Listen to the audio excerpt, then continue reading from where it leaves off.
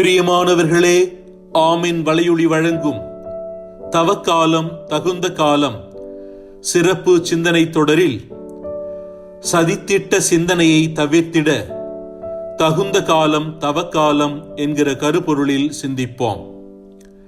மனித வரலாற்றின் பல முக்கிய திருப்பங்களின் பின்னாலும் சதித்திட்டம் என்ற சொல்லின் நிழல் காணப்படுகிறது. அதிகாரம், பேராசை, பயம் அல்லது அரசியல் ஆதிக்கம் போன்ற காரணங்களால் மனிதர்கள் சில நேரங்களில் மறைமுகமாக திட்டங்களை உருவாக்குகிறார்கள். இந்த சதித்திட்டங்கள் சமுதாயத்தையும் அரசியலையும் மனித உறவுகளையும் பெரிதும் பாதிக்கின்றன. ஆனால் அதே நேரத்தில் உண்மை, நேரி மற்றும் விழிப்புணர்வு இவற்றை வெல்லும் சக்தி கொண்டவை என்பதும் வரலாறு காட்டுகிறது. சதித்திட்ட சிந்தனைகளால் உருவாகும் எதிர்மறை விளைவுகளிலிருந்து நம்மை காத்துக்கொள்ள அதை குறித்த 3 முக்கிய அம்சங்களை இங்கே நாம் சிந்திப்போம். முதலாவது, சதித்திட்டத்தின் வேர்கள், பேராசையும் அதிகாரத்தையும் பற்றிய விருப்பம். பல சதித்திட்டங்களின் அடிப்படை காரணம் அதிகாரம் மற்றும் சுயநலமே. ஒருவருக்கு அதிகாரம் கிடைக்க வேண்டும் என்ற ஆவல் அதிகமாகும் போது நேர்மையான வழிகளை விட்டுவிட்டு மறைமுகமாக செயல்பட முயல்கின்றார். அத்தகைய சதித்திட்டத்தால் தற்காலிக வெற்றிகளை பெறலாம், ஆனால் அது நிலைத்த அமைதியை ஒருவருக்கு தராது.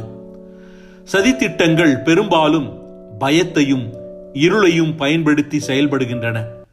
ஆனால் பயமின்றி உண்மையை பேசும் மனிதர்கள் இருக்கும் வரை அவை நீண்ட காலம் நிலைக்க முடியாது.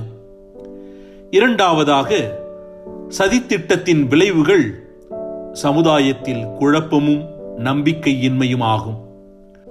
ஒரு சதித்திட்டம் வெறும் சிலருக்கு மட்டுமல்ல, முழு சமூகத்திற்கே தீங்கு விளைவிக்கிறது.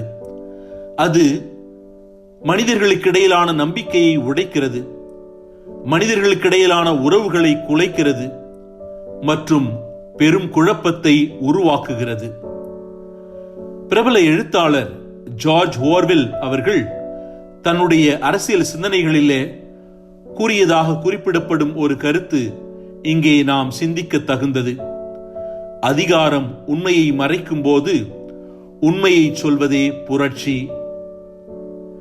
இது சதித்திட்டத்தின் முக்கிய அம்சத்தை வெளிப்படுத்துகிறது. உண்மையை மறைத்து பொய்யை உண்மையாக காட்டும் முயற்சியே பல சதித்திட்டங்களின் அடிப்படை. எனவே சதித்திட்டம் சமூகத்தில் பெரும் குழப்பத்தை ஏற்படுத்துகிறது. இதனால் இங்கே நாம் அறிய வேண்டியது என்னவென்றால், சதித்திட்டங்கள் தற்காலிகமாக வெற்றி பெற்றாலும் அவை இறுதியில் நம்பிக்கையின்மையையும் சமூக பிரிவினையையும் உருவாக்கும் என்பதே ஆகும். மூன்றாவதாக, சதித்திட்டத்தை வெல்லும் வழி விழிப்புணர்வு, நேர்மை மற்றும் ஒற்றுமை ஆகும். சதித்திட்டங்களுக்கு எதிராக மிகப்பெரிய ஆயுதம் விழிப்புணர்வும் நேர்மையும் ஒற்றுமையும் தான். மக்கள் உண்மையை அறிந்திருக்கும் போது மறைமுக திட்டங்கள் வெற்றி பெறுவதற்கான வாய்ப்பு குறையும். எங்கு அநீதி நடந்தாலும் அது எல்லா இடங்களுக்கும் ஆபத்தாகும். சதித்திட்டங்களும் அதே போன்றுதான். அவை ஒரு இடத்தில் தொடங்கி பல இடங்களுக்கு பரவக்கூடும். தமிழ் இலக்கியத்தின் சிறந்த நூலான திருக்குறளும் கூட நேர்மை நெறியை குறித்து முக்கியமான பல கருத்துக்களை கூறியுள்ளது.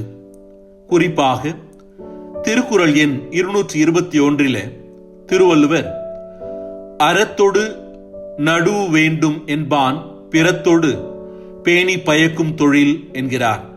அதாவது நேர்மை, நியாயம், அறம் ஆகியவற்றுடன் செய்யப்படும் செயல்தான் உண்மையான வளர்ச்சியை தரும் என்கிறார். ஆக மனிதன் எப்போதும் அறநெறியோடு நடக்க வேண்டும் என்பதுதான் இதன் பொருள். இந்த கருத்து சதித்திட்டங்களை எதிர்கொள்ளும் முக்கியமான வழியை காட்டுகிறது. உண்மையை தேடுதல், நீதியை காப்பது, ஒருவருக்கொருவர் நம்பிக்கை வைத்திருத்தல் ஆகியவை ஆகும். எனவே சதித்திட்டம் என்பது மனித சமுதாயத்தில் புதிதல்ல. வரலாற்றின் பல காலங்களில் அது தோன்றியிருக்கிறது. ஆனால் அதே வரலாறு நமக்கு ஒரு பெரிய பாடத்தையும் சொல்லுகிறது. உண்மை, நீதிமுறை மற்றும் மனித ஒற்றுமை இறுதியில் வெற்றி பெறும்.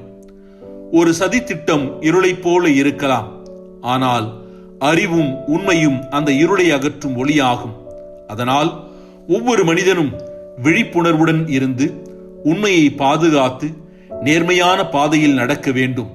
அப்போது எந்த சதித்திட்டமும் சமூகத்தின் முன்னேற்றத்தை தடுக்க முடியாது. உண்மை மறைந்தாலும் அழிவதில்லை, அது ஒரு நாள் வெளிச்சமாக வெளிப்படும். இந்த நம்பிக்கையுடன் நாம் ஒரு நேர்மையான விழிப்புணர்வுள்ள சமுதாயத்தை உருவாக்க வேண்டும். நன்றி.